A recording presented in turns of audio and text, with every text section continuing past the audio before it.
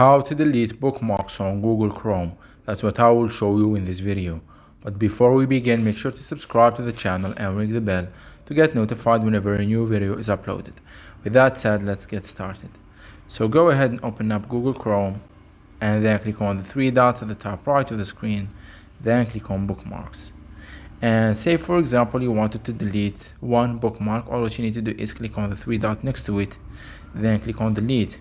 However, if you want to delete multiple bookmarks, you need to click and hold on one of them to select it, and it will open up this selecting option.